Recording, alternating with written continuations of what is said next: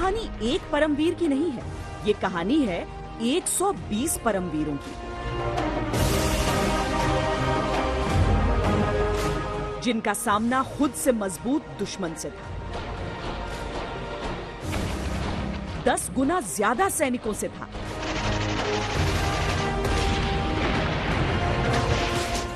बेहतर हथियारों से था।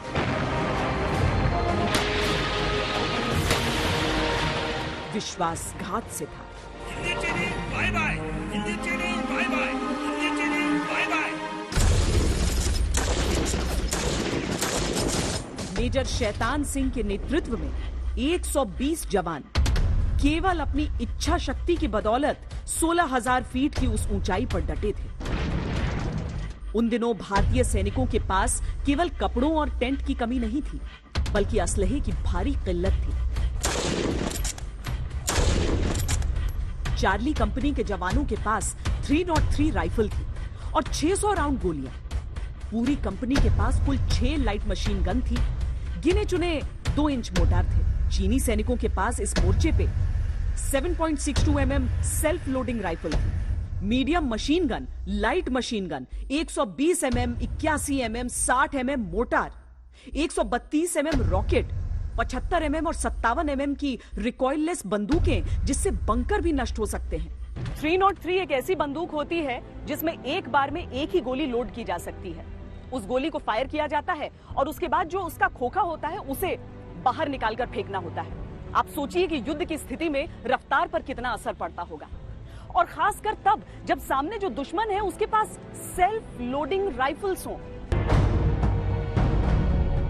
उस पर -30 डिग्री की ठंड में बिना दस्तानों की गोलियां लोड करते रहे। कल्पना ही नहीं। चीन की पहली पंक्ति के आते ही यह आभास हो गया था कि बड़ा हमला होने वाला है। सैनिक ठिठुरती रात में पोजीशन लिए उजाले का भी इंतजार कर रहे थे और दुश्मन का भी। हालांकि यह अंदाजा किसी को नहीं था कि 120 भारतीय जवानों का सामना करने के लिए चीन 2000 सैनिकों के साथ आया था। चीन को उम्मीद थी कि भारतीय सैनिक अब तक पोस्ट छोड़कर भाग चुके होंगे, पर उसे मालूम नहीं था कि उनका सामना शैतान सिंह और उनके वीरों से। चीनी सैनिक तो भारतीय बंदूकों के निशाने पर थे। सुबह के करीब 5 बजे थे जब हिंदुस्तानी सैनिकों ने चीनियों पर गोलियां बरसानी शुरू कर दी। कुछ ही देर में हर तरफ बस दुश्मन की लाशें बिछी पड़ी थी।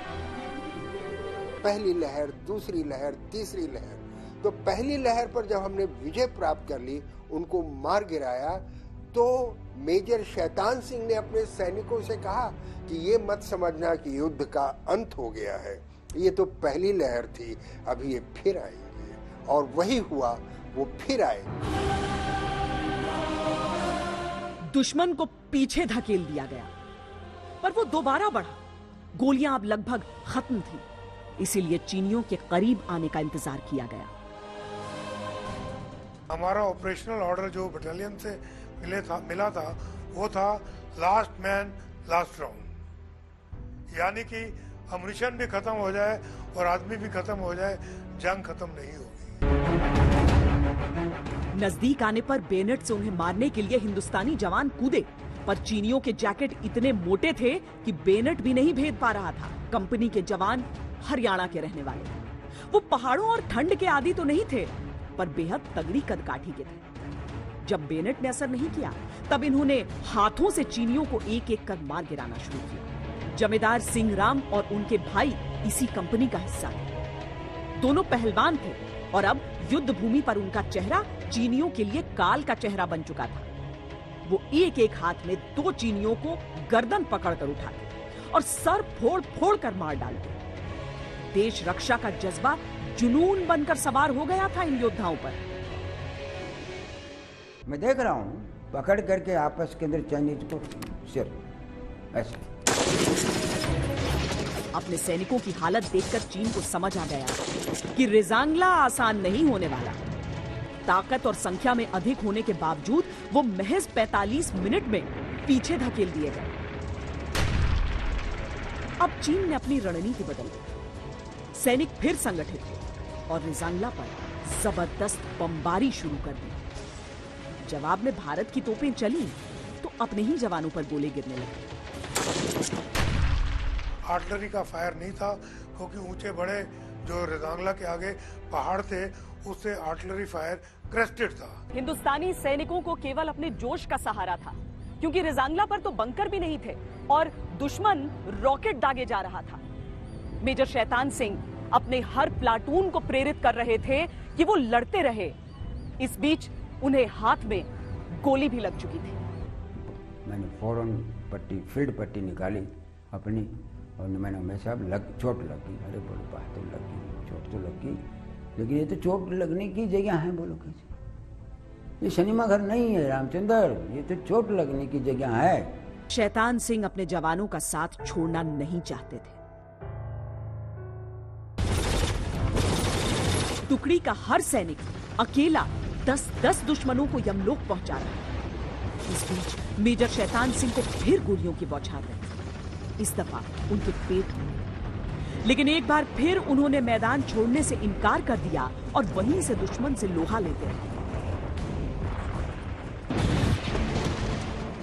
शैतान सिंह जानते थे कि यह लड़ाई जीत पाना संभव नहीं। 2000 चीनियों के आगे 120 जवान कब तक टिक सकते थे भाई?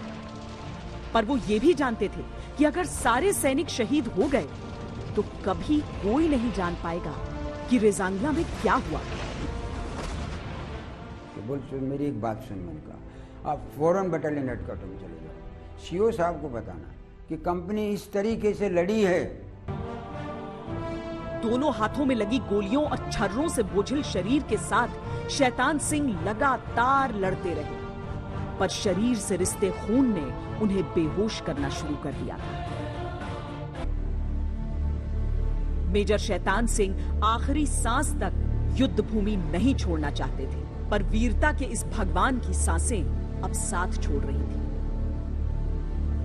रेजांगला की लड़ाई, जिसके ये सारे निशान यहाँ पर कितने अच्छे से संजो कर रखे गए हैं, ये देखिए। हम बार बार आपको ये कहानी सुनाते हैं कि किस तरीके से रेजांगला के जो वीर थे, जब बर्फ पिघल गई थी पहाड़ी पर, उसके बाद एक एक शरीर जो वहां से ले जाया गया था, सबके ऊपर सामने से गोलियों के निशान थे। अब ये हेलमेट देखिए, सामने से गोलियों ने भेदा है, लेकिन ये वीर हिले नहीं होंगे अपनी जगह से। ये मेजर शैतान सिंह, जो पिस्टल पाउच बेल्ट उन्होंने पहना था, वो किस तरीके से क्षत विक्षत है, वो भी आप यहां पर देखिए। एक एक चीज जो इनकी वीरता की कहानी बताता है। अमूमन जो नोट होते हैं वो भी सामने की जेबों में रखे होते हैं, अब नोटों का हाल देखिए। यानी एक भी ऐसा पराक्रमी नहीं था जो अपनी जगह से हिला हो, जिसने पीठ दिखाई हो।